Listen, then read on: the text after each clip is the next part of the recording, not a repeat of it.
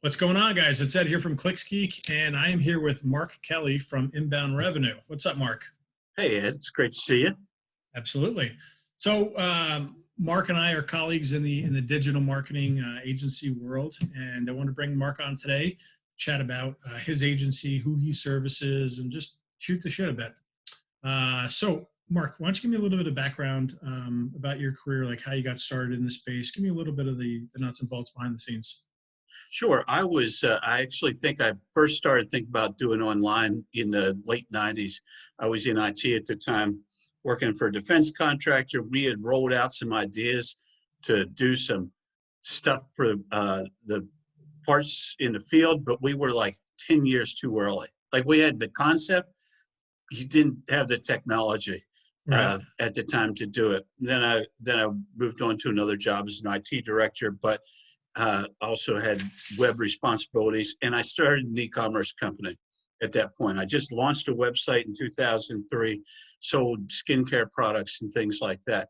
Actually, I started out selling art. I added a couple of skincare products. We were focused on products from Africa, Mm-hmm. and like everyone bought skincare products, and nobody bought the art. And I'm like, not super smart, but I'm like, we'll sell skincare products. Right. And people buy soap over and over again. That's where I started to use AdWords. I built a campaign in 2003, had this crappy little e-commerce website, and like didn't check it. And then like 3 days later, I looked and I had orders. I just remember this holy crap moment where I'm like, I put up a website and I put out ads, and people sent me money. Right. It was awesome. So we did another 50,000 orders on that website. E-commerce at the time was a beautiful thing. There was no Amazon. Margins were great. Yep. People were excited to buy stuff from you. Then it just deteriorated over the next 8 to 10 years. But around 2008, I got out of IT, started doing marketing, worked for some clients. It's funny, I got my first client in 2008. I still have them. I thought, this is the best business ever. People stay with you forever when you're in this business. Later, I learned about concepts like churn and things like that. Right. I worked in a couple of marketing agencies, and then in 2014, I started Inbound Revenue. Got it. Very cool. Enough background? Yeah, Because yeah, I that can works. go on and on. No, I'm sure we will. So talk to me about Inbound Revenue. Who do you service with that business? What types of niches, things like that? Inbound Revenue was started with the idea that we would be a white label agency providing AdWords for agencies. And it was literally me with a laptop. Unlike now, this is sort of me with a laptop, but also with a team. Right. It started, and I just started, had a couple clients under my belt. I had been working in a marketing agency. I saw that the end was near with that job. So I started picking up some clients, threw up another crappy little website, and it really just started rolling. I went after the white label business because I figured if I served as, first of all, I knew that agencies, from my experience with them, didn't have a lot of depth in terms of AdWords. That usually got shuffled off to somebody that didn't really want to do it or didn't really know it. Yep. And then I thought, if I hook up with agencies, I'll get multiple accounts, faster. And it's essentially how it worked. So that was the advent of it. Now we work more with a variety of clients, both direct and white label, and we love to work in like local service business niche. Yeah. Which I guess everybody loves to work in a local service business niche. But we have some clients that are things that you wouldn't, I always have conversations with folks when we start their campaigns or they talk about a campaign, whether it would be effective or not. And sometimes I'm just like, man, I don't know.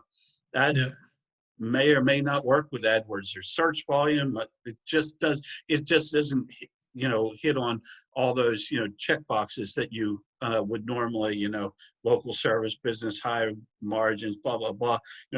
Maybe it's a national in some little offbeat space, but some of them we've done very, very well with. And then agencies, we pretty much advise the agencies as best we can, but we also take what we're given, so we have less control Got it. over Got that it. process. Yeah. On the so Mark and I are both white label PPC agencies. So we both target and manage campaigns within the same space. You might be asking, like, why am I interviewing Mark and why is Mark here? I asked him that. Yeah, he did.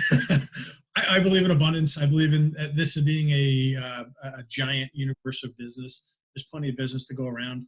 When we're over capacity and can't serve somebody, I send them over to Mark. I don't handle e-commerce. I send them to Mark. Some of the overseas stuff I can't handle. I send to Mark. So we've got a relationship where we, I send business and referrals over to Mark. The reason I want to do this video today is just talk white label PPC and talk how agencies can better arm themselves when they're out in market selling Google Ads to local businesses. Might as well talk local because that's kind of where we both focus. Let me back up. If you're looking for white label and you're going e-commerce, talk to Mark. There you go. I don't do that kind of stuff. So from a local perspective, let's talk about stuff like agencies should know.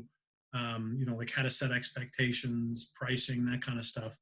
If you had to pick one thing an agency should know about Google Ads, what should it be? And that's a pretty loaded question, but pick it. Yeah, you should know something about Google Ads. Something. To start something. with. So know something to start with. Yeah, first of all, Ed and I go back a ways, and I always have been able to like message Ed on Facebook, especially when I'm, I have a question or I'm frustrated. Like, I can't believe what this client did, blah, blah, blah. We got and our Ed little calls gripe me sessions down. where we go back and forth. Yeah, so it's very, very helpful. And I also push, and you should push on this call, your AdWords Academy as well. Awesome. Thank you. I recommended someone the other day because it was I was talking to, this is not answering your question at all, but I'm still going to put in a plug for the Academy. You have a fantastic course there. I talked to a guy whose dad is a pool cleaner. He's got low margins. He wants to launch a campaign. He can't afford to pay somebody. And I just said, let's talk about it. I'll explain what the challenges are with AdWords and all this stuff. And I said, he really does not want to set up his own campaign. And he really, really, really does not want to call AdWords support and have them set up his campaign. So I said, Take this course. It's going to cost you a little bit of money, but literally you're going to save so much money in what you just waste in ad spend on broad match keywords and crap that doesn't work. So highly recommend people get in there and take that course. At least if you do that, maybe that's the answer to your question. You'll understand a lot about AdWords. The biggest thing that we run into is either bringing clients that are really not positioned well for AdWords. Either they haven't been sold well, set expectations correctly. Because there is one thing that I feel like with AdWords, especially from SEO folks or something, is there's this expectation that you turn on AdWords and it's just like a faucet of high quality leads. And we're going to do this until our SEO kicks in 3 to 6 months. I mean, conceptually, that's basically, run AdWords and then that way they're happy until their SEO kicks in, assuming it does. But it's not necessarily a fountain of leads. The day you turn it on, you get lucky sometimes, but usually it's just a steady flow, and over time you can zone it in. So one is they just sell it as, we're going to do this thing for you, and it's instantly going to just have your phone ringing off the hook. 100% agree with that. If that was true, then why would they need to pay you to do SEO? Just turn on AdWords. I think the other thing, the number one question I get is, what should the client's budget be? What should their AdWords budget be? And it depends on whether I feel like talking a lot that day and explaining to the agency how to think about that, which this is the one thing I think agencies should understand is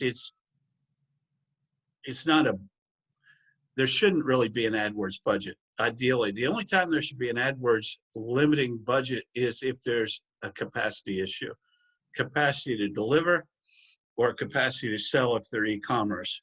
We only have so many widgets. We can only sell so many. Otherwise, you got to look at a cost per lead, cost per transaction. But then that takes you into a different conversation where they have to know what their conversion rates are, what the lifetime value of a client is. Then we have the conversation, is it a one-time transaction or is it a lifetime value? So those are the things I think a marketing agency should know Yeah. up Yep. front. Yep. So sometimes, like if it's a bad day, I'll just say $1,000 and see whether they're like, oh my God, I can't spend it. The client will never spend 1,000. Then I know that we have a bad fit right away. Or I'll suggest, look, here's a rough number. And we have some ways, we do some things similar, and I'm sure you do too, where we'll estimate the client's budget. We'll even estimate how many leads they might get, what the cost per lead would be. But it's an estimate until you run their AdWords campaign, until you see who the competition is. You don't know, but that's Right. one approach. And we'll say your maximum budget could be up to 7,800. And they're like, well, I don't want, the one thing I find is they don't really want to know what their budget could be. They already have a number in their head. So if I say 7,800, they're going to, well, we were only spending 2,000. Well, hell, you already had a budget. Why are you asking me? Right. So Right. I'll just tell them what the max I think they can spend in given their territory, given their cost per click. But sometimes I'll just say, let's spend $1,000 a month. After 2 or 3 months, we'll come back and tell you, because as you know, you can see how much search they've missed, and you have real data. At that point, you can go back and say, you could probably double your leads if you doubled your ad spend, something Yep. like that. So that's probably a long answer to what should be a short question. But the main Yep. thing is the agency should have some understanding of that sort of thing. But I think the one thing that happens with us, Ed, is we're probably, because we're more leads focused, we're probably more aware of that than, say, a website, For sure. building Yeah. agency, or even an SEO Yep. agency is probably aware of, because our numbers are all driven by what's your budget, how many leads did you get, what's the cost per lead, what's the quality. Yep. Because you got your sunk cost if you're selling SEO or if you're web design. So you can kind of wrap your heads around it. The return is a lot easier to extrapolate out. But if you've got to allocate a return for the click you're buying, the lead cost, and work your numbers, Mm-hmm. you've got to go in with like a consultative approach, like you were describing, and work through that math of, okay, if this is your lead cost and it takes you this many leads to close a deal, and your deal size is this, and you just do one deal or 5 deals over a lifetime, and kind of work through like real marketing consulting and real business consulting with them.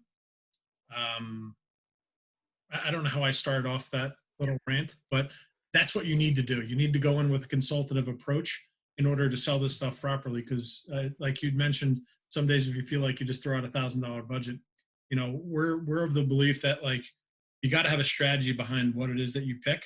And number one, it definitely goes to what you just said. Does the math work out? Then also, you got to be able to get enough clicks per day to get you at least a lead per day out of the campaign. If those numbers work out, if the math works out, are you getting enough leads on a daily, weekly, monthly basis to hit those numbers? Mm-hmm. I need to look at this and reframe month over month and look at it quarterly. And that's how you have to look at like those really small spenders spending $500 a month. Mm-hmm. If their deal value is huge, then it's easy enough to extrapolate out the return. But if it's a roofing company spending $500 a month, or a plumber, you got to really look at that stuff quarterly, not month over month with the small budgets. So you're right. They're much harder. That's where you've got less data to make smart decisions. right. It's great if you have large budgets or large search volumes. You can come to those conclusions quicker. Yep. Explain and that real quick. Let me give a little context, and then you kind of layer in exactly what you just said. Talked to a client right before we got on. That's why I was a couple minutes late. They get 90 clicks a month. That's nothing. That's a tiny drop in the bucket. We've got another Mm-hmm. gets 90 clicks a day. Much different data sets. Mm-hmm. So give me an idea of layer a little context on that.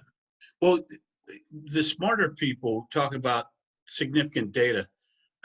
What is significant data?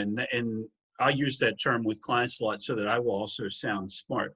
But the fact is that if you have 90 clicks, you may have, let's say you're running a 10% conversion rate. What's that, 9 conversions in there? Something. So I told you I wasn't good at this stuff. Yeah, something like that. But if you've got 90 clicks a day times 30 days, you have volume across Shitloads of many. clicks. You got a lot of clicks. You got a lot of. Right. You have other ways to like slice and dice that data, because you also eventually want to get to the point where you're looking at time of day, day of week, location, demographics. There's no point in looking at that sort of stuff if you're at 90 clicks for the month. All you're trying to do is get some of those clicks to convert into something, and pausing. It's even hard to pause keywords, because if you've got any number of ad groups, and we usually build single keyword ad groups, if you've got any number of ad groups, you've got 3 clicks here, 7 clicks there, 4 there. Well, I don't know enough to pause anything yet or to increase a bid. There's just not enough there. Yep. So, we still go in and, what we try to do in those cases, and you didn't ask this, but I just am rambling. We'll try to go in and make sure that we're spending as wisely as we can. Search terms are relevant. Negative keywords, are updated on the regular, if we're below the top of the page or something. But even those data, there's just so much data that you don't have accurately available to you when you have a small search volume. So, and there's strategies for that, and I'm sure you employ them, where you might go with a bunch of more exact match keywords or things that seem right on target. But it's also difficult because we launch our campaigns like everybody does with the client's best knowledge, their best knowledge of their market, what they do, our best knowledge of AdWords, research, etc. But lots of times you have to adjust campaigns, and you can't adjust campaigns until you either get results, whether they're negative or positive. Yep. You get And that market feedback. It's yeah. Yeah. So a big budget is helpful in that regard, or a larger budget is helpful in that regard. Right. There's more data faster, and with which to make smarter decisions. Yep. I think I vastly over answered that question. But no, I appreciate it. I think the more agency owners and consultants get fluent in the language of Google Ads, I think is a good thing. I think a rising tide lifts all boats. So the more you can, more knowledge you can gain on the subject, I think is a good thing. So you just don't hear these kind of conversations a lot if you're not in the space. And you look on YouTube and people aren't talking about AdWords like this often. So I think it's helpful to have these kind of conversations openly so people can kind of gain that insight. Now, I think that what you get with AdWords is a lot of technical stuff, which is excellent. Yep. How to set things up, how to do that. But you don't get sort of the higher level, what's it take to make a campaign actually successful? Yep. Or how do you fix a campaign that's not successful? Because, not all of them start out that way.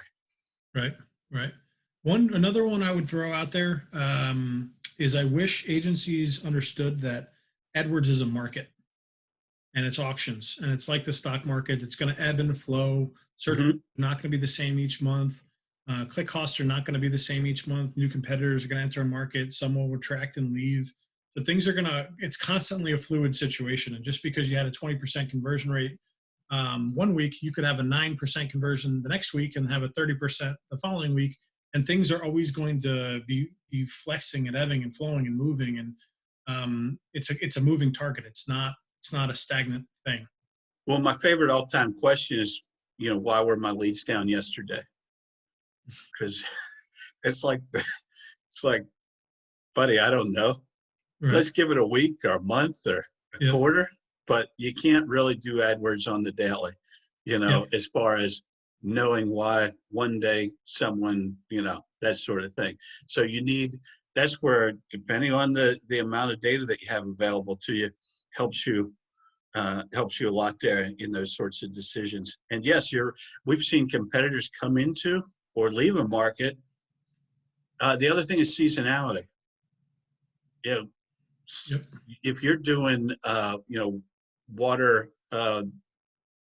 basement water leaks or whatever the right term is, you're going to be busier during the rainy season. Sorry, in the middle of the winter when it's dry, I can't make people's basements leak.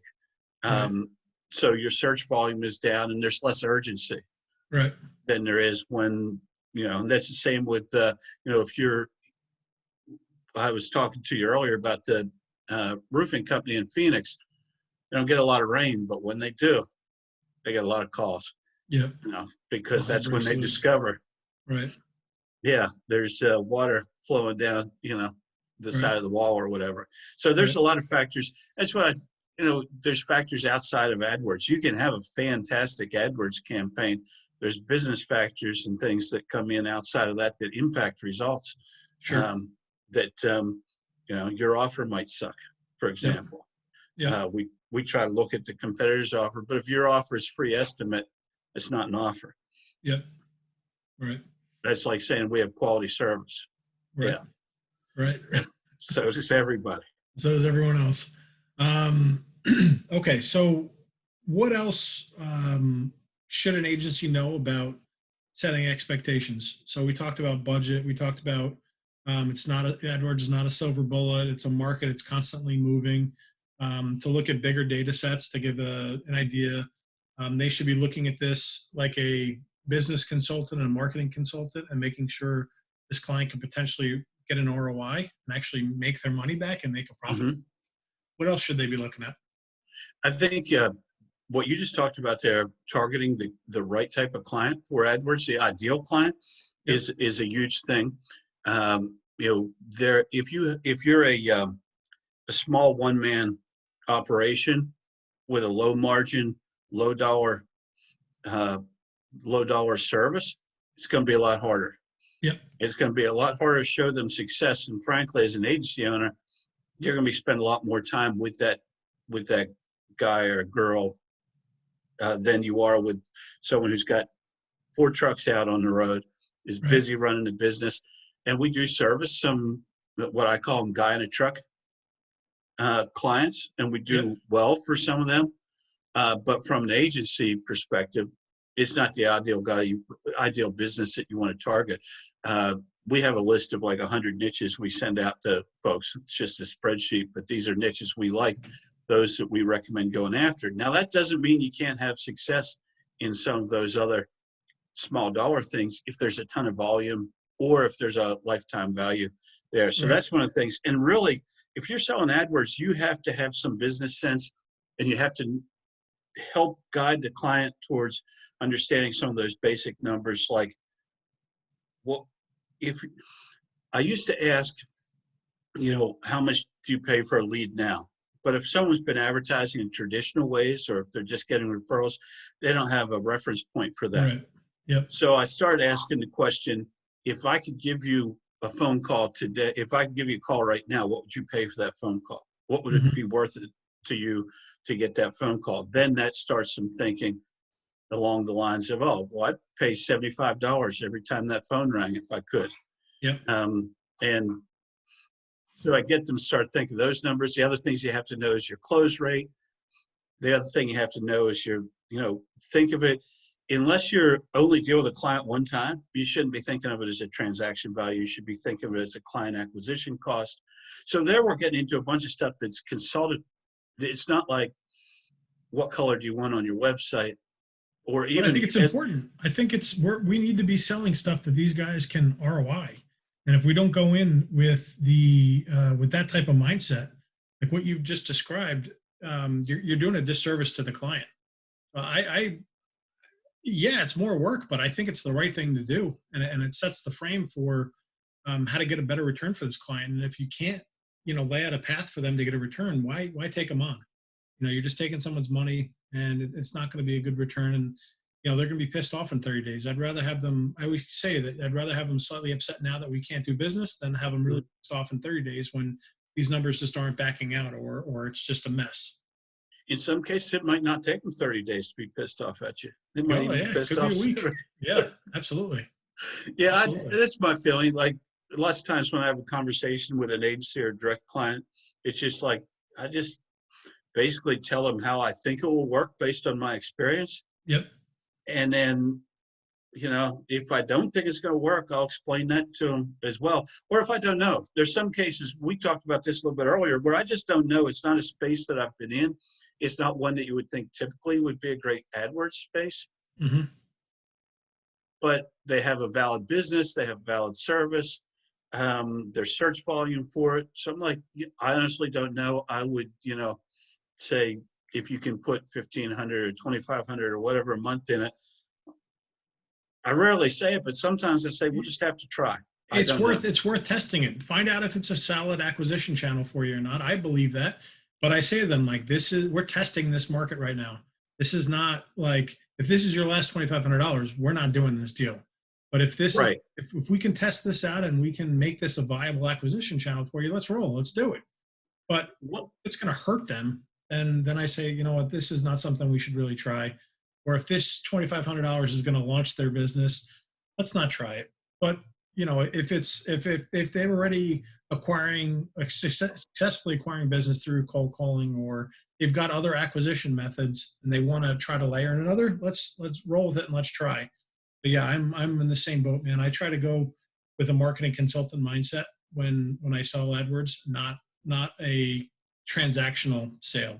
I want them to understand how and why this would make sense for their business.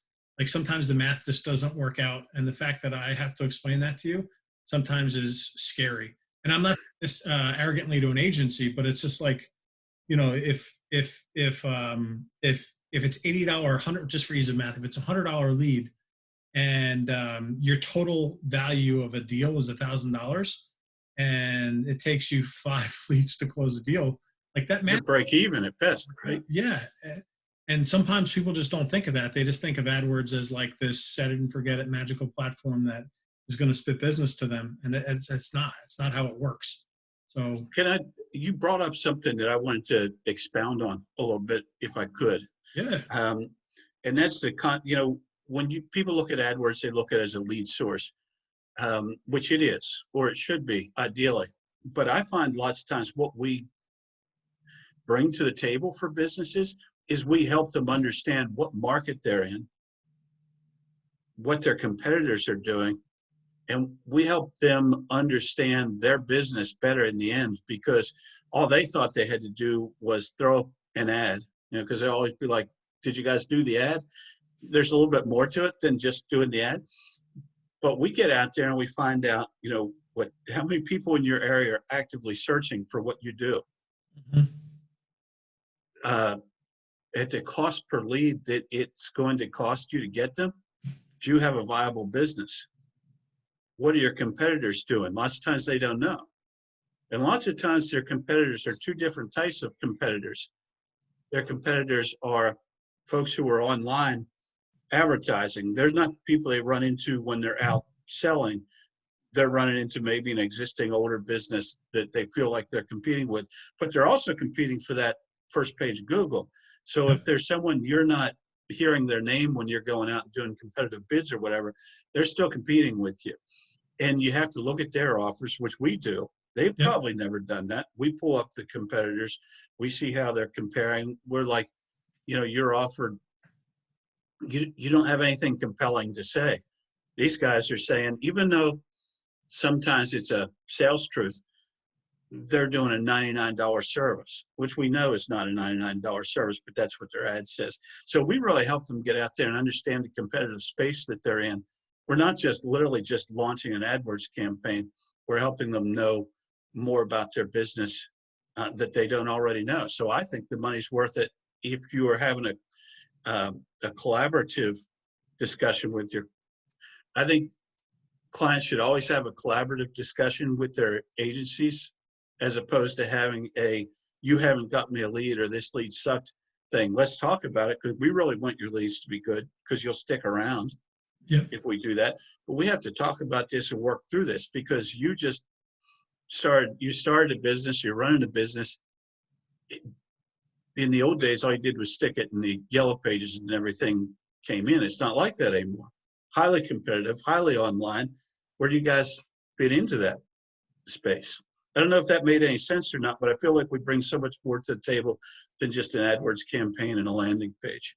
Right. Yeah, I agree. I definitely agree with that. What else? What else should agencies know about Google Ads and setting expectations?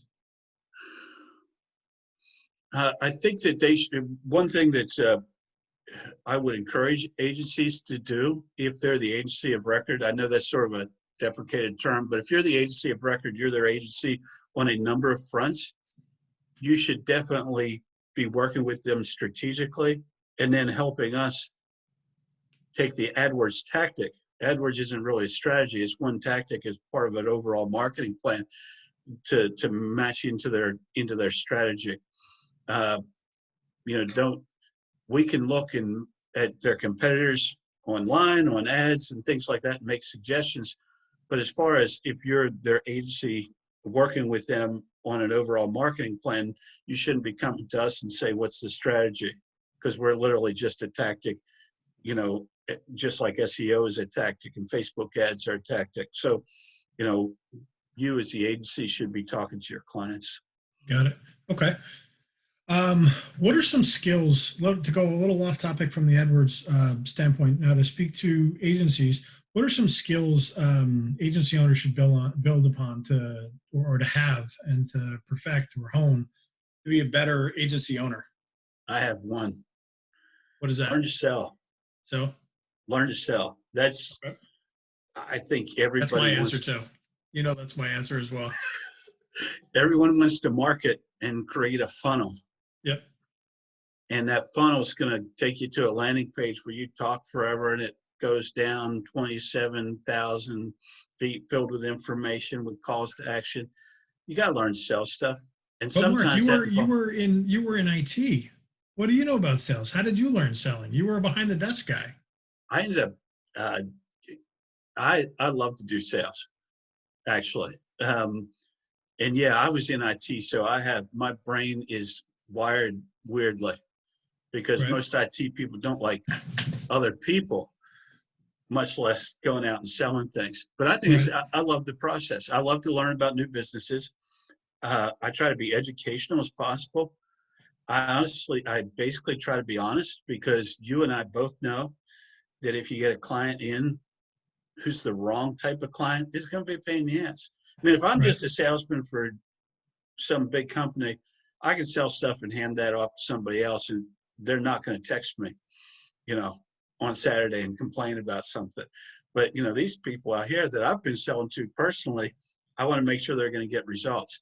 But what I find is agencies that just don't have an internal sales process. They're afraid to pick up the phone. They're afraid to upsell.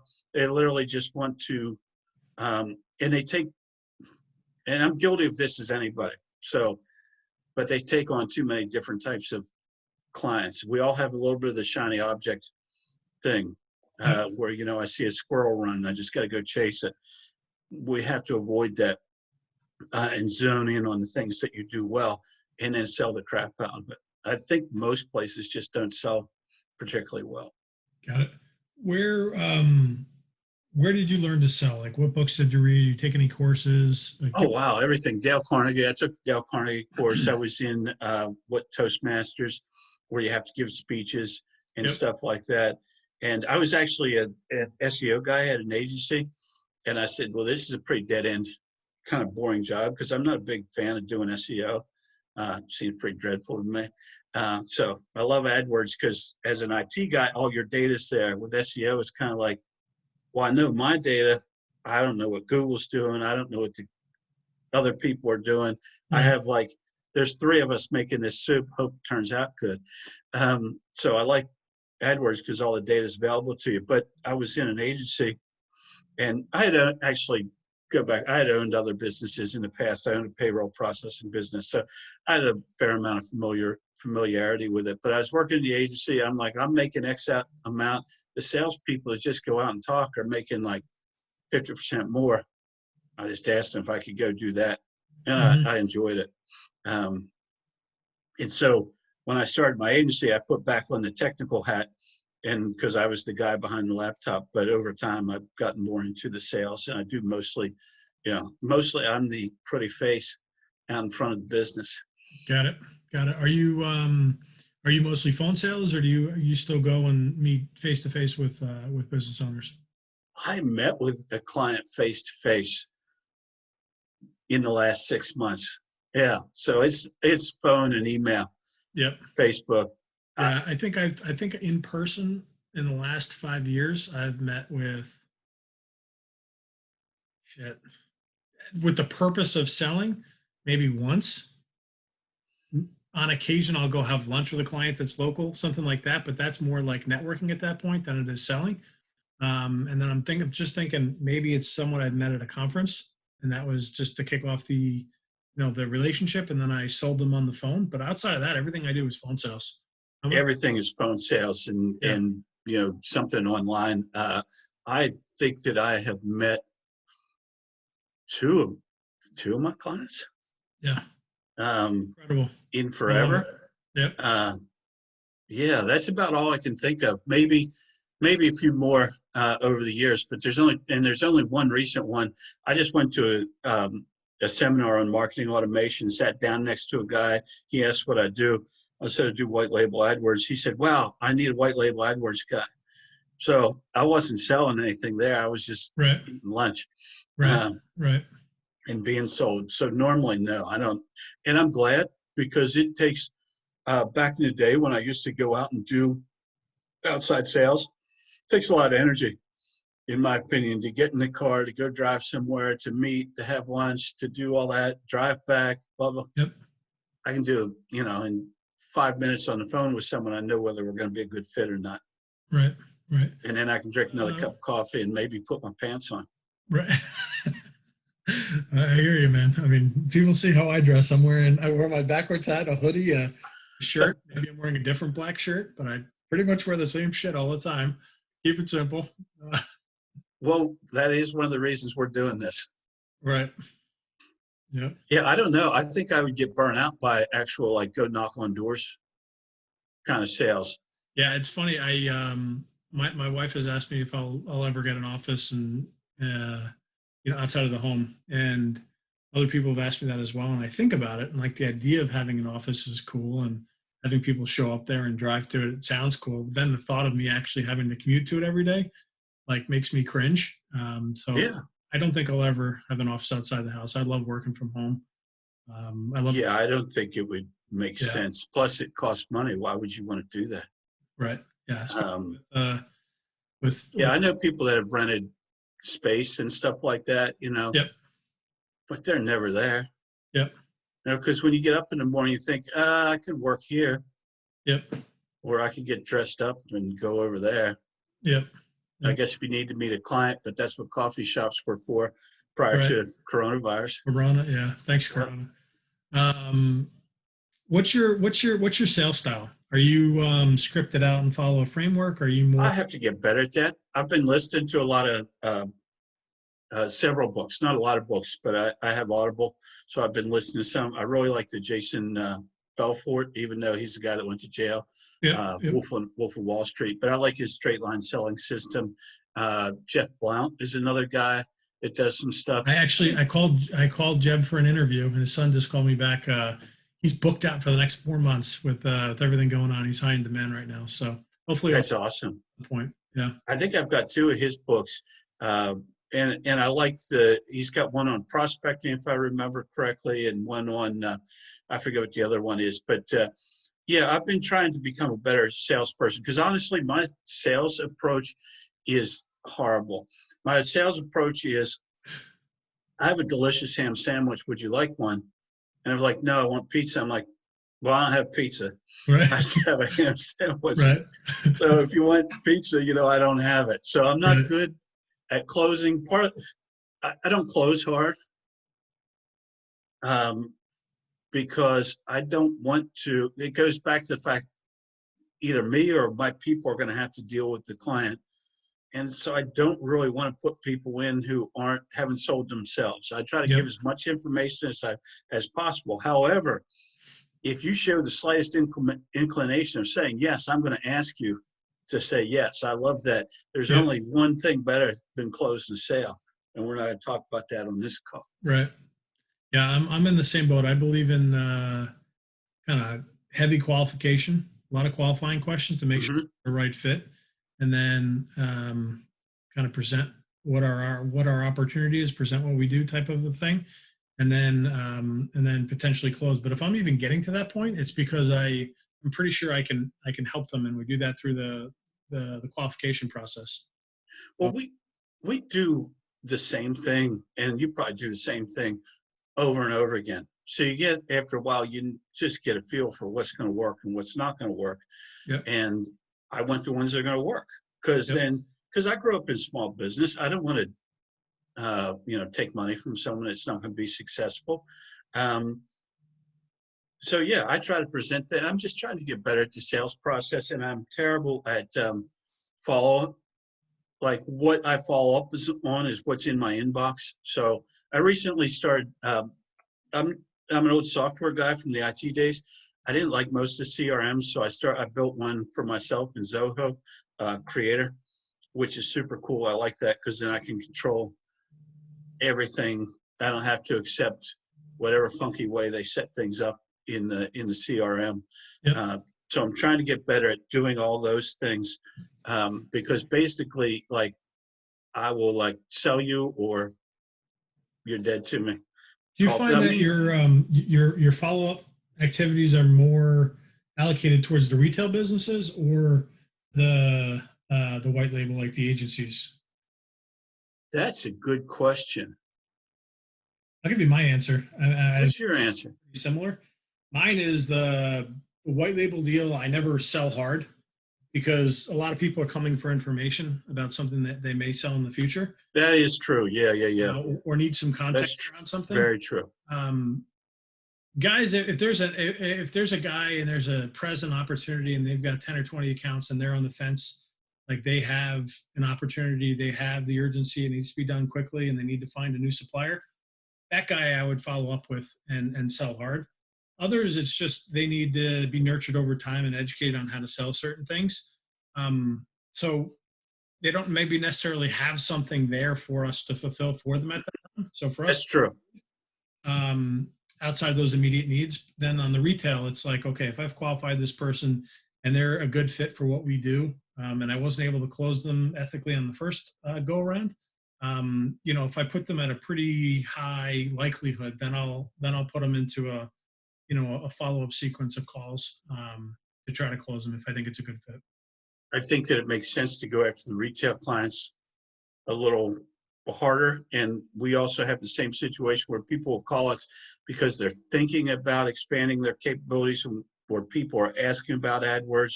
So an agency might be like trying to put out feelers, find out potential, white label sources, or Yep. they have someone they're talking to. They haven't closed them. Now, if they say, I've been doing AdWords as part of our agency and we've got 7, accounts, and I'm looking for, then all of a sudden my ears perk up, obviously, Right. because there's like real life. Even in Yep. those cases, though, I will often say, don't give us 7 accounts. Give us an account or 2. Yeah. Let's make sure that we can stand each other, that you still love us at the end of a month or 2. Because we have processes and we are pretty adamant about staying within those processes. We have processes because What's an example of one? Our onboarding, for example, it starts with a very specific lead gen form, which we insist that you fill out, followed up by a kickoff call that we insist you have. Just because so much information comes out in that. Someone might just say, well, I just want to email you. Like if someone's just trying to email us quick over information, blah, blah, blah, that's when I'm like, I know we're going to fail 3 steps down the process here if we don't get all the information up front. And then we have a campaign build spreadsheet that we go through. For example, we'll send you, the agency, the keyword research that we've done. But our thing is, we're not sending it to you for approval. We're giving you the opportunity to look at it. If you choose to, if you haven't got back to us in 24 hours, we're going to go ahead and build the campaign, because you learn, people be like, you give them something that sits on their desk for a week, and then a week later, they're like, why isn't my stuff done? So we don't wait. We just like move forward with it. Yeah, you nailed it. You nailed it right there for the waiting portion. Early on, there are 2 main things that we found, or not 2 main things, 2 of the things that we found. One was, so let's say it's abcroofing.com. For a landing page, we would go purchase abcroofing.co or .net and put the page there. We'd use their logo, their testimonials. It's their brand and likeness. It's them in market. We just put it on a different URL for a number of reasons. We want to be able to control the speed. Not that we're handcuffing the product. It's more that if I have to wait for a client give me WordPress access or subdomain access or anything like that to get a landing page installed. We're talking typically weeks out, where I want to be in market in like a couple of days. We're on the Right. and I want to be Yeah, average. you guys are faster than we are right now. I shouldn't tell everybody that, but you guys are faster. We give like from the time you pay your invoice, which is Yep. what triggers us to start working. We're max 10 days. We try to get it. We measure every launch. We try to get it closer, but one of the reasons we do that is because I say that during the sales process, because sometimes if we get held up, it's because of the customer. Yep. It's not that we didn't get around to doing something. But Yep. there are times where you got 9 builds going on at the same time. Not now. Yeah. Right. Not at the moment. Right. But there are times you have a bunch of builds going on, and so you have to stagger things because you got landing pages being built out and stuff. But Right. we do the exact same thing. I got a bunch of domains that I'll just create a subdomain of that and put it on one of my domains, because you don't know anything. You don't know where your website was registered at. Your nephew did it. Yep. You don't know your password. So yeah, we can't wait around for all that stuff. Right. Right. We'll just grab logo, Yep. colors, language, all that stuff. If they're not supplied, we'll find reviews online, like screenshot testimonials that we can grab to. And that's a great idea, by the way. Stole that from you. Yeah, because it's so much better than having everyone has like the little testimonials that they put on their landing pages, but when it's actually a screenshot of a real testimonial, then A, it's real. Real, yep. And B, it's real. Right. I think it's more credible. Yeah, that's a great idea. Yep. Thank you, man. Yeah, but those are things. I mean, we're very process driven. We found that 90% of the time that works because our agencies are not. It's just not what they do. We do this every day. So just let us do what we do. And we explain that up front. We have a document we send out. This is what we do. And so that they have some idea. Now, every once in a while you run into someone, it's like, we've got our own CallRail account, we've got our own Unbounce account. That's fine. But if you want us, we build an Unbounce. If you want us to build in iLanding or Landing Eye or whatever, we don't do it. Because I don't need to learn 27 different landing page solutions. We're all Instapage. We've been with them for a while, but Unbounce is another product we're starting to use and get really comfortable with. But same thing.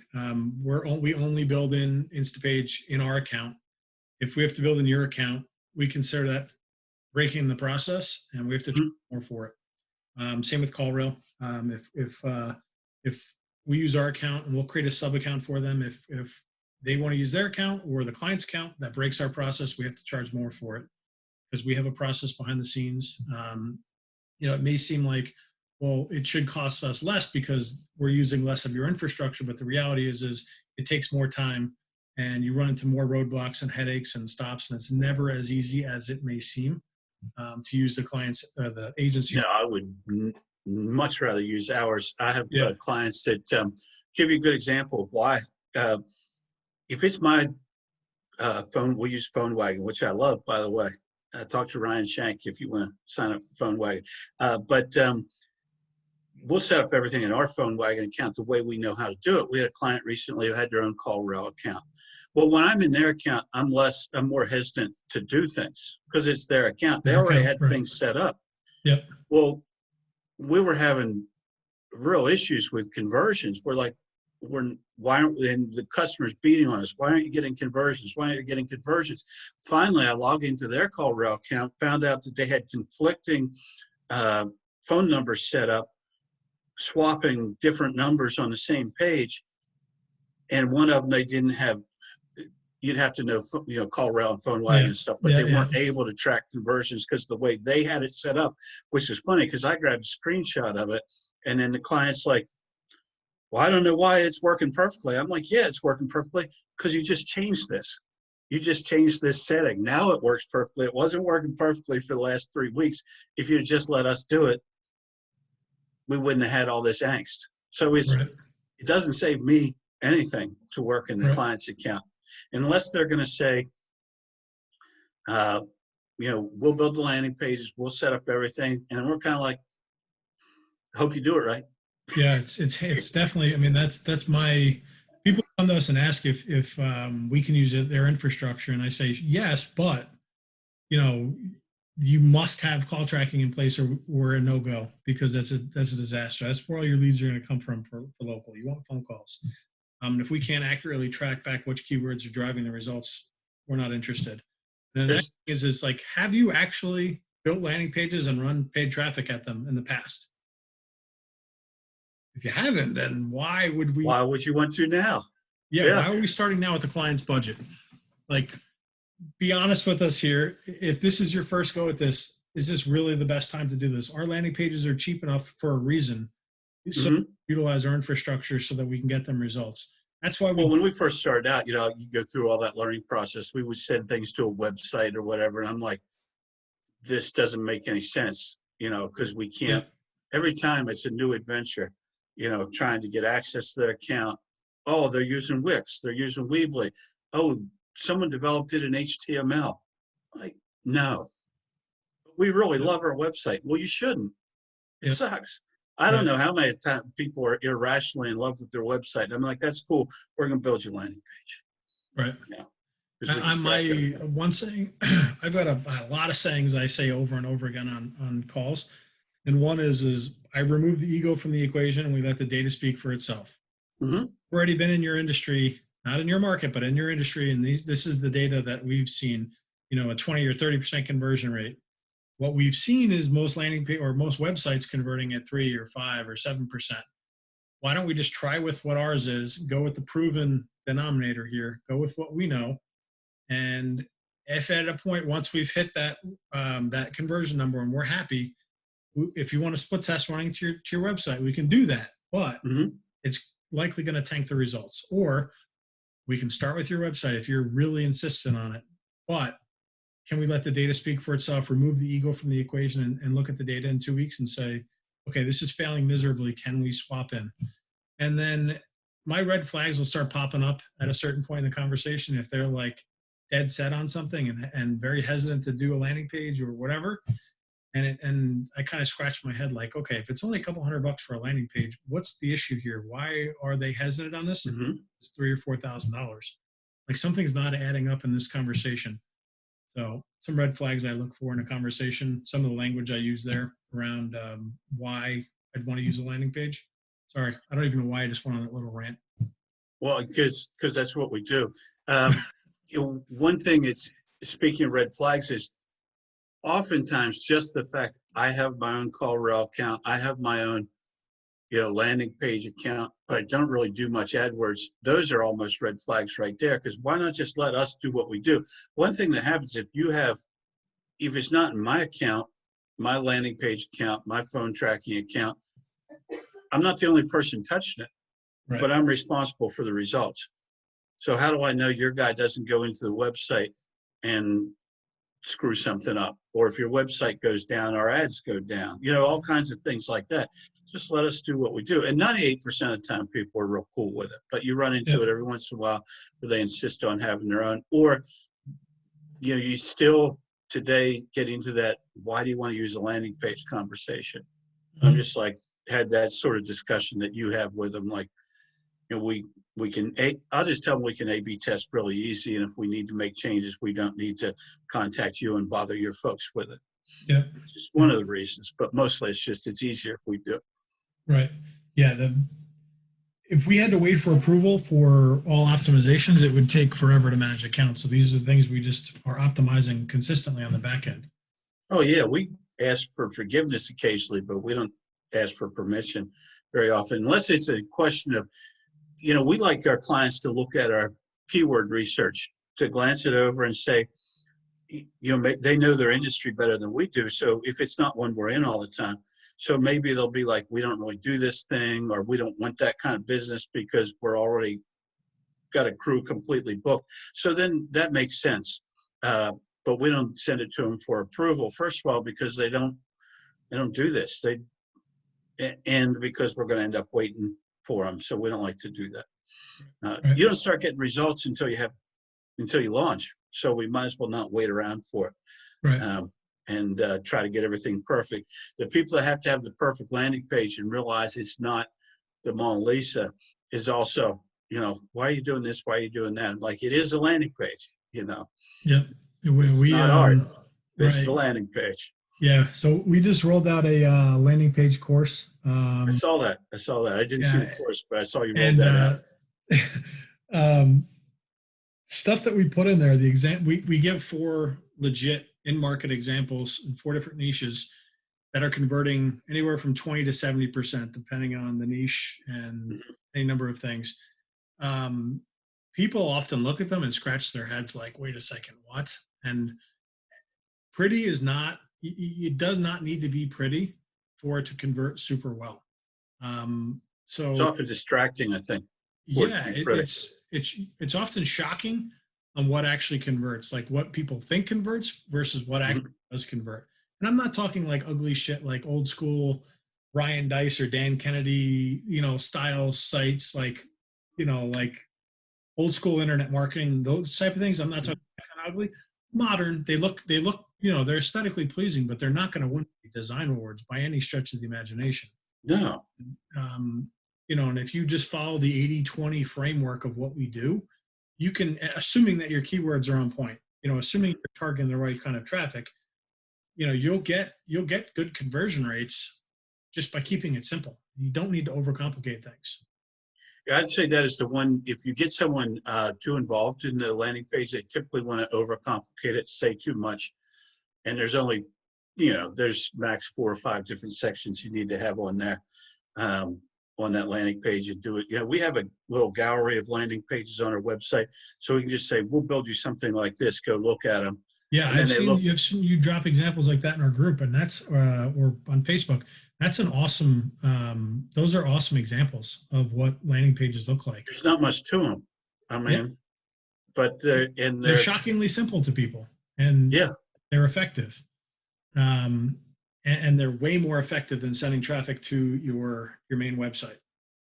Yes, for any number of reasons. But we just want to elicit a single response, a call or a lead, or you don't want it, come back later type of thing. But they work out beautifully. Once I figured out you have to track every conversion, you need landing page, you need call tracking. We'll set up our systems. We'll do it for you. It's all included in the fee. My life got so much better. That's one of the challenges with e-commerce clients is it's rarely like that. That's a different ball of wax. That's why we dropped out of that game a long time ago. Just we were talking about that before. It's a full-time job to get someone's e-commerce campaign profitable. It's a lot of heavy lifting. Yeah. Unless they've already gone through all the basics. But lots of times it's also, there's education with AdWords lead gen, but explaining to someone a product feed to Google Merchant and cleansing the product and updating their data and getting good. It's just, you get tired just thinking about it sometimes. My eyes just glassed over. Yeah, exactly. It's a lot. Yeah, I focus on local. I like to keep it simple. What else should we what should we wrap up with? What else should people know about Google Ads? Agencies, owners, what's another golden nugget? You dropped a lot of good ones here. Let me think of a golden nugget for you. I think that the one thing that is not going to change is that ads are still going to be a viable or more viable, perhaps. I don't want to irritate all the SEO folks because I see them flaming on Facebook all the time. The SEO folks seem kind of grouchy to me. Maybe they're not as happy as us AdWords people, but SEO seems to be getting considerably more complex. AdWords is still, as complicated as it is behind the scenes, it's still a straightforward way to get leads to a business in a reasonably short order. And I also think that if you're going to go down the road of doing SEO, it can inform your SEO efforts. Yep. In the end, I believe in a blended approach for every business. They should be doing 100%. whatever makes sense for their business. But Google makes the vast majority of the revenue from AdWords. They're a pretty smart company. I think it's going to be around for a while. We didn't talk about automation in AdWords, I'm less of a fan of it than AdWords is. We still do things with a lot of control on our end. Manual, yeah. We use some of the AI bidding, but outside of that, we want control in there. We try to disable the automatic updates. Some of the updates they have, well, that's actually a good point. Google and the end user client do not have the same end goal in mind. They do in that they want to send traffic to the person, but Google is thinking revenue. Mm-hmm. Their client is thinking quality leads at a reasonable cost, and those things do not coexist. No, they're not. You know, Well, the AdWords the people spectrum. don't work with. They know the latest AI and the latest things that Google says should be turned on, Yep. but they don't know. They're not working with business people day in and day out, Right. like we are. Yeah. And the worst thing to hear is, oh, from a client is, oh yeah, last week I implemented a bunch of changes that Google recommended, or I auto applied a bunch of things. So you're like, oh crap, there goes all our good work. Good work and a lot of backtracking. Got to go back. So all that data is shit. So yeah, the way I liken it for people, to give a simple analogy, is if you're using their reps, on occasion you'll get a good Google rep that knows their stuff, but the majority of them are not that good. Mm-hmm. And what you'll find is it's like letting the fox into the hen house. You're giving them the keys to generate their own revenue, not necessarily generate your revenue. And you want to work with someone whose goals are aligned. My job is to retain you as a client, so I want the best performance possible out of this campaign, knowing that you're never going to scale to the moon and spend $1 million, so my fee is huge. Knowing that my fee doesn't really change based on how much you're spending, relatively speaking. When I'm coming in with suggestions on how to spend a little bit more, take it for what it's worth, not because I'm making more money. Like, Mm-hmm. It's our goals are aligned in that I want to retain you as a happy customer, not get you to spend as much as you possibly can on a month over month basis. Keep in mind, Google looks at your as revenue, not as ad budget. What's shocking is most of the recommendations seem to come to increasing ad spend, increasing cost per click, letting them manage it with their behind the scenes, artificial intelligence. Yep. We do use sometimes some of their automated bidding when we have an account successful. We never start out with it that way. Yep. But once you have a bunch of conversions, there's some that can make sense, or there's sometimes every once in a while you want to go maximize clicks or something for a while. That's about it. Otherwise, they don't seem to be, outside of the fact they're always calling our clients, telling the client that they should be doing X, Y, and Z. They don't. Right. I think that they are not always having the proper motivation and proper training. They're not living it day in and day. It's odd to say because they work there, but they're not getting revenue. It's to them, it's revenue, not budget. That's the big discrepancy. That's the big difference. That's true. That's about very revenue and commissions. I'm not making any money off ad spend. Yeah, it's revenue and commissions here on Google side versus ad budget and what it'll yield for the client. And they're not related. They're related, but they're not. They're Google's looking to maximize revenue. You're looking to maximize efficiency in the ad budget, and those things don't coexist. That's one of the reasons you have a very similar model to ours. Is we do mostly flat rate. It is based on ad spend, but it's not a straight percentage of spend unless you get to have a very large monthly spend. Yep. Because the whole thing of, I always love the concept, we're going to just take a percentage of your ad spend. Well, that sort of encourages me to increase your ad spend. So now you got Google and me that both want to increase your ad spend. No one's watching out for you at that point. Right. So for our retail business, we work off of a flat rate model. You can go spend as much as you'd like. On white label, we got to cap that somewhat because it can get out of control. Because we're not the ones actually out there selling it in market. So we do have some control in that. But when I talk to a retail buyer, I know reasonably how much they could possibly spend in the market without just thinking out loud. Like roofing, I know they can spend roughly this in a market. So if I look at my fee versus what they are going to what the workload is going to be if they're spending 5,000 versus 10,000 in one niche in one campaign. It's not Hmm. much of a difference. No, it's not huge. When you get If they into start, a large account, yeah, they're usually a more complex business and maybe require more reporting, more things like that. So yep. sometimes we'll do that on a percentage of ad spend, just Or if it's because multiple campaigns, that's different. it's always multiple Yeah. campaigns. Yeah, if Eh, multiple campaigns are the case, then that means you're doubling the work each new, or you're adding an extra layer of work each new, all new optimizations, all new everything, each new one you add on. So if you can keep it in one campaign, it gets a lot easier to scale someone's budget and not have to charge them an arm and a leg to do it because it's one area to focus all the work in. I mean, that's how we look at it. Well, I have to ask you a question because that brings it, because the other side of that is we're probably going to have to rebuild all their campaigns. Rarely do we ever get into an account where we're like, yeah, that's the number. We're like, boy, this is just beautiful. We'll pause anything that's there, or we'll clone it, then pause it and start. Like, so if there's something that's decent, we'll clone it, we'll pause it. How many times does that happen? Um, maybe 1 out of 100. Yeah. Yeah. A lot of interesting. We get a lot of interesting behind the scenes looks at how agencies build accounts. Like campaign one, ad group one. That's Yeah, one of my yeah, favorites. yeah. So If I see that, then I'm like, problems. yeah, I mean, we've built thousands of campaigns, audited thousands of accounts, so we've seen so much that happens in an industry. And like, I just by asking some questions, I can get some context without having to actually look in your account. And Hmm. um, yeah, I mean, I cut you off there when we were talking about. I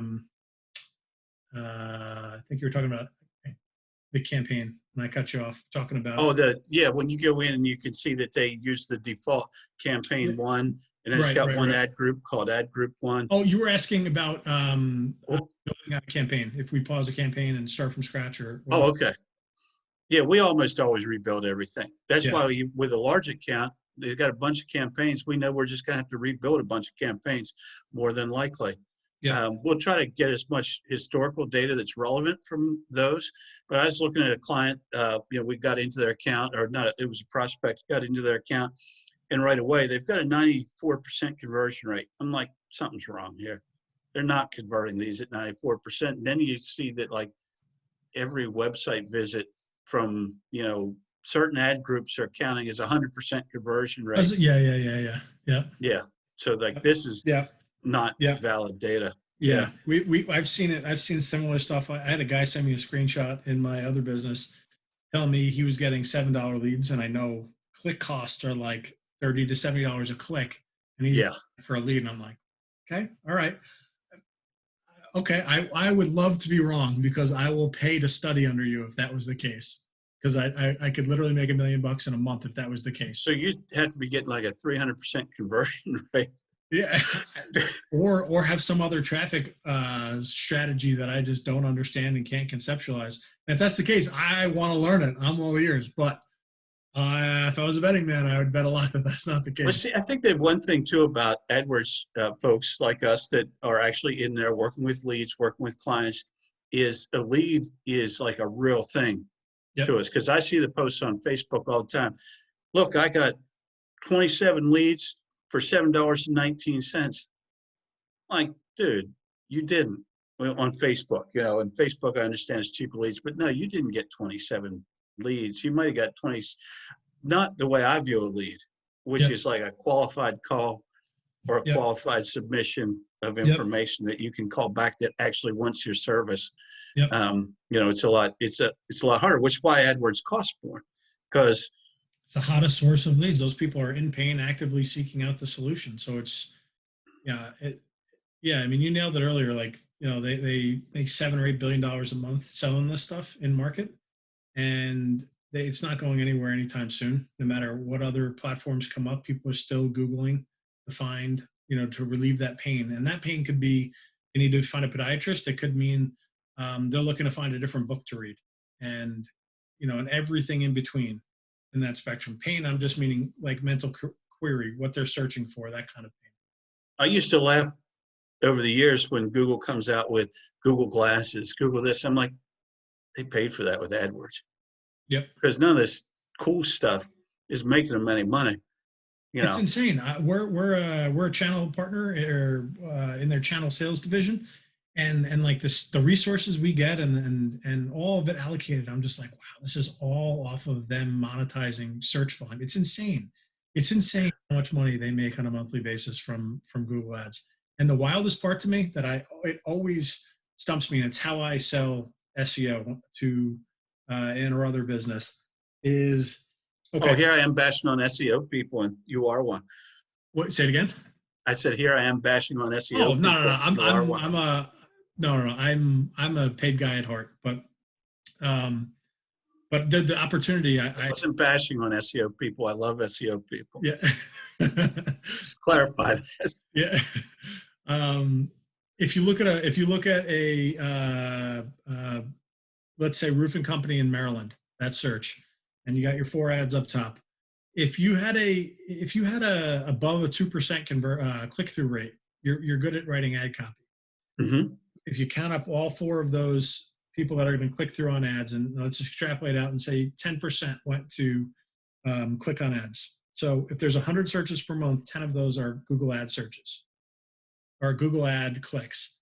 The 90% fall through maps and the organic. So that's the opportunity. So I like selling it in combination and a swinging pendulum. Your higher acquisition cost up front.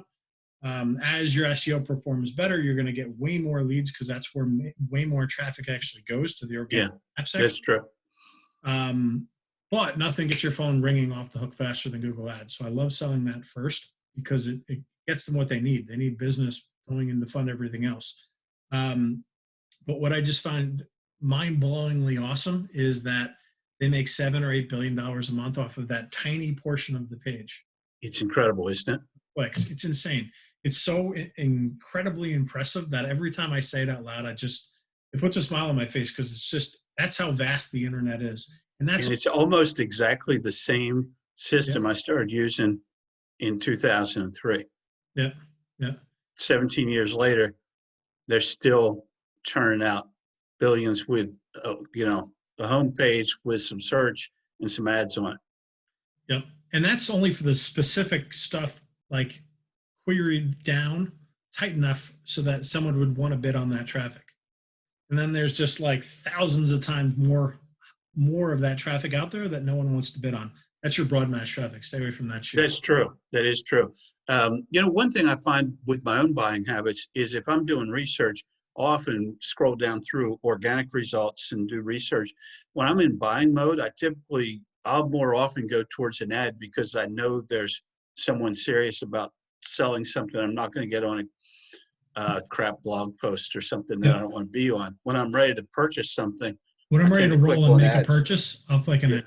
Exactly. Yeah. 100% with you there. Because I know it costs someone 30, 40, 50, $100 to. Well, you and I know stuff that, so I wouldn't just click on someone's ad. Yeah. It's, same boat. I definitely agree with you there. But never. I'll actually, if I'm looking for something, sometimes I'll search for it, see the company, and then in another tab, Google the company because I just don't want to cost them $37. Exactly. If I know if I'm not ready to make a buying decision, I do the exact same thing. And that's just because I know what stuff costs behind the scenes and I just don't feel right about it. So let's see how ethical we are. Yeah, absolutely. I'm not a lot of fun at parties. But I bet you are. I bet you're a good time. I can talk about this stuff all day. Yeah, as far as stuff the agency should know, I think it's just a matter of, targeting good niches, making sure that you're having good conversations with your folks up front, acting in a consultative manner. And honestly, with some of the agencies we work with, I'll just say, tell them I'm your AdWords guy. I'll jump on a call with you. Got it. And that they can hear me, not that I'm the best or anything. You're better than me. I will not do that. So I'm sure the audience would appreciate that because all those people that want someone willing to do that, call me. Go talk to Mark. Go talk to Mark. Don't talk to me. I'm not doing it. He's not talking to you if you're in Australia either. Mark, how do people get a hold of you if they want to check out what you do, more about you? The easiest way is to go to www.inboundrevenue.com. Okay. Inboundrevenue.com. Everything is up there. Contact form, phone number, everything. Of course, I'm on Facebook and LinkedIn. You mentioned earlier you had a spreadsheet of niches that people should target. Is that something on your blog, or where can they get a hold of that? They would have to email me, mkelly@inboundrevenue.com, Okay. but I should put it up there. It's actually on my never-ending list of things to do. Yep. Yeah. Mine keeps growing, and it just rolls into its next notepad. Yeah, top sheet is what I work on. Everything else may or may not happen someday. Right.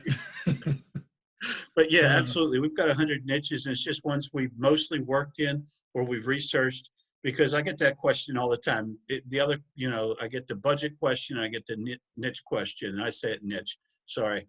And of course, there's a huge movement now for people to create niche agencies, which I think makes a lot of sense.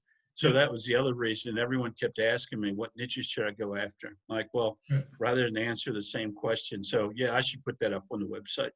Cool. Yeah. But in the meantime, if they need it, mkelly@inboundrevenue.com, and then Mark's Got it. inboundrevenue.com. If you have any questions, you can drop them in the comments here on YouTube, and we'll probably throw this video up into the Facebook group as well. This has been awesome, man. I had a great time chatting with you. This is the best time I've had on the lockdown. I like it. Good time. Need some IPAs. I like it. Yeah, I can't wait to come out the other side of this thing and get back to doing real business. Yeah, likewise, man. All right, that's it. Have a great. It was awesome to talk to you, Ed.